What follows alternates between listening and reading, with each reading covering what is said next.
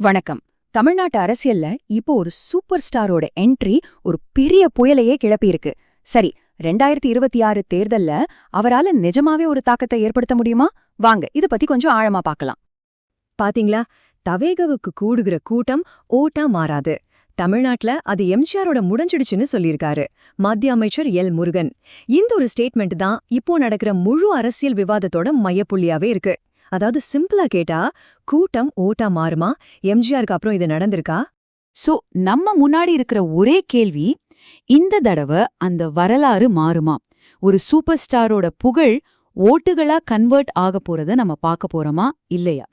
சரி, வாங்க முதல்ல தவேகோட பலம் என்னன்னு அலசி பார்க்கலாம். எதுக்காக இவ்ளோ பெரிய கூட்டம் அவங்க பின்னாடி போகுது? அப்படி என்னதான் அவங்க கிட்ட அட்ராக்ஷன்? இத பாருங்க, 1.5 லட்சத்துக்கு மேல மதுரையில நடந்த அவங்க மாநாட்டுக்கு வந்த கூட்டம் இது. இது ஏதோ சாதாரண கூட்டமா தெரியல. அவரோட மக்கள் செல்வாக்குக்கு இது ஒரு மிகப்பெரிய சாட்சி. ஆனா முக்கியமான கேள்வி என்னன்னா, இந்த கூட்டம் மட்டுமே அரசியல் வெற்றிக்கு போதுமா? அது வெறும் கூட்டம் மட்டும் இல்லங்க. தவக கிட்ட சில முக்கியமான சொத்துக்களும் இருக்கு. முக்கியமா பேராவில் டேட்டாவே உறுதிப்படுத்துற மாதிரி இளைஞர்கள் முதல் தடவை ஓட்டு போட போறவங்க கிட்ட பயங்கரமான ஒரு ஈர்ப்பு இருக்கு. அவங்களோட சோஷியல் மீடியா, வாட்ஸ்அப் நெட்வொர்க் ரொம்ப ஸ்ட்ராங்கா இருக்கு. இது பாரம்பரிய ஓட்டு வங்கிகளையே ஆட்டம் காண வைக்கிற ஒரு பெரிய சக்தி. அடுத்து பாத்தீங்கன்னா, சிறுபான்மையினர் வாக்குகள். தமிழ்நாட்டுல கிட்டத்தட்ட 12%. இதுல கிறிஸ்தவர்கள், முஸ்லிம்கள் 2 பேரும் அடங்கம். வழக்கமா இது திமுகவோட ஒரு முக்கியமான ஓட்டு வங்கி. ஆனா இப்போ தவேக தலைவர், அதாவது விஜய், ஒரு கிறிஸ்தவரா இருக்கிறதுனால இந்த ஓட்டு வங்கியில ஒரு பெரிய பிளவு ஏற்பட வாய்ப்பு இருக்கு. இது ஒரு முக்கியமான கேம் சேஞ்சிங் ஃபேக்டர். சரி, இதெல்லாம் ஒரு பக்கம் இருக்கட்டும். இப்போ நாம ரொம்ப முக்கியமான ஒரு கட்டத்துக்கு வர்றோம். அதாவது, இந்த மக்கள் கூட்டத்தை எல்லாம் ஓட்டா மாத்துறதுல என்னென்ன சிக்கல்கள் இருக்கு, அதுதான் இங்க இருக்கிற மிகப்பெரிய சவால். இப்போ கண்ணுக்கு தெரிஞ்ச விஷயங்களை வச்சு பார்த்தா தவேகவுக்கு ஒரு பெரிய எட்ஜ் இருக்கிற மாதிரி தான் தெரியுது. நீங்களே பாருங்க, அவங்க பேரணிக்கு வர கூட்டம் மிகப்பெரியது. ஆளுங்கட்சியை விடவே அதிகமா இருக்கு. இந்த மாதிரி ஒரு எழுச்சிய சமீபத்துல எந்த கட்சியும் பார்க்கல. ஆனா அரசியலுங்கிறது ஒரு ஐஸ்பர்க் மாதிரி. மேல தெரியறத விட கீழே இருக்கிறது தான் ரொம்ப முக்கியம். அந்த மாதிரி தான் திமுகவோட கட்டமைப்பு. பல பத்தாண்டுகளா ஒவ்வொரு பூத் லெவல்லையும் அவங்க உருவாக்கியிருக்கிற அந்த மிஷினரி, அது கண்ணுக்கு தெரியாத ஒரு மிகப்பெரிய பலம். புதுசா வர்ற தவேக கிட்ட இது இன்னும் டெஸ்ட் பண்ணப்படாத ஒரு விஷயம். இதுல தவேக எடுக்கிற மிகப்பெரிய ரிஸ்க் என்ன தெரியுமா? தனித்து போட்டி. எந்த கூட்டணியும் இல்லாம தனியா 234 தொகுதியிலையும் நிக்கறாங்க. இது ரொம்ப ரொம்ப ஹை ரிஸ்க் ஸ்ட்ராட்டஜி. ஏன்னா கூட்டணி கட்சிகளோட ஓட்டு வராது. கிடைக்கிற ஓட்டும் மாநிலம் பூரா செதறிடும். இதனால ஓட்டு சதவீதம் நல்லா இருந்தாலும் ஜெயிக்கிற சீட்டுகளோட எண்ணிக்கை ரொம்ப குறைவா போறதுக்கு வாய்ப்பு இருக்கு. இது கட்சிக்குள்ளேயே சில அதிருப்தியை உருவாக்கி இருக்குன்னு செய்திகள் வருது. சரி, ஒரு பக்கம் கூட்டம், இன்னொரு பக்கம் கட்டமைப்பு, இதெல்லாம் பார்த்தோம். இப்போ நம்பர்ஸ் என்ன சொல்லுதுன்னு பாப்போமா? இங்கதான் விஷயமே இன்னும் சுவாரஸ்யமா மாறுது. ஏன்னா வந்திருக்கிற கருத்து கணிப்புகளை பார்த்தா ஒண்ணுக்கு சம்பந்தமே இல்லாம இருக்கு. இந்த அட்டவணையை பாருங்க, உங்களுக்கு புரியும். பேராவில் மாதிரி ஒரு நம்பகமான வெளிப்படையான சர்வேவு தாவேகவுக்கு கிட்டத்தட்ட 14% ஓட்டு கிடைக்கும்னு சொல்லுது.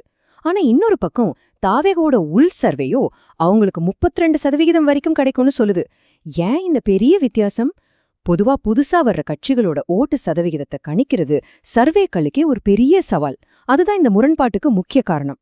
இந்த 2 நம்பரையும் இப்படி பக்கத்துல வச்சு பார்த்தா முழு கதையுமே நமக்கு புரிஞ்சிடும். ஒன்னு கலையதார்த்தத்தை காட்டுற நம்பர், இன்னொன்னு கட்சியோட நம்பிக்கையை காட்டுற நம்பர்.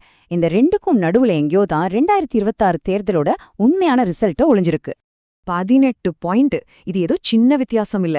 தமிழ்நாட்டு அரசியல்ல இந்த 18% ஒரு கட்சிய ஆட்சிக்கே கொண்டு வரலாம், இல்ல படுதோல்விக்கும் தள்ளலாம். அந்த அளவுக்கு இது ஒரு பெரிய கேம் சேஞ்சர். சரி, இந்த நம்பர்ஸ் எல்லாம் ஒரு பக்கம் இருக்கட்டும். ஆனா தேர்தல் களத்துல கணிக்கவே முடியாத சில விஷயங்களும் நடக்கும் இல்லையா? அதைத்தான் நம்ம வைல்ட் கார்டு காரணிகள்னு சொல்றோம். அப்படி என்னென்ன இருக்குன்னு நாங்க பார்க்கலாம். முதல்ல தாவேக தலைவரோட தனிப்பட்ட வாழ்க்கை சம்பந்தப்பட்ட சர்ச்சை. இதை எதிர்க்கட்சிகள் மட்டும் பேசல, அவங்க கட்சியோட மகளிர் அணி நிர்வாகி ரஞ்சனா நாச்சியாரே ஒரு கேள்வி எழுப்பியிருக்காங்க.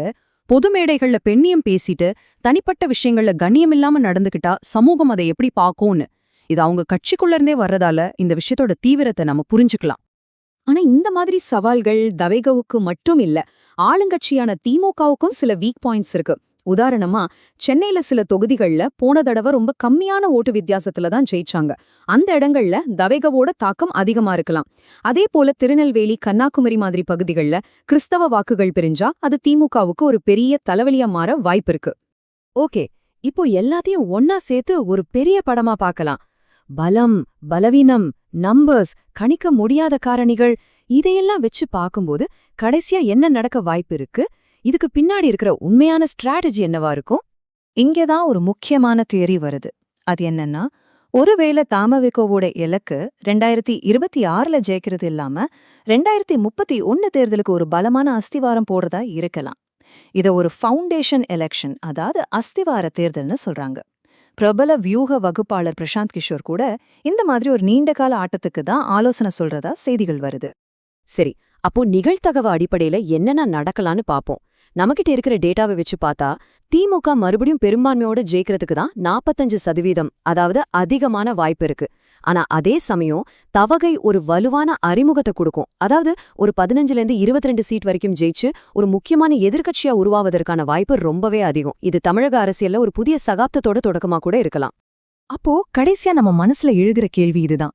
இந்த 2026 தேர்தல் ஒரு புதிய அரசியல் சகாப்தத்துக்கான அடித்தளமா இருக்க போகுதா, இல்ல ஒரு திரைப்பட நட்சத்திரத்தோட அரசியல் பயணத்தோட உச்சகட்டமா மட்டும் முடிஞ்சிடுமா?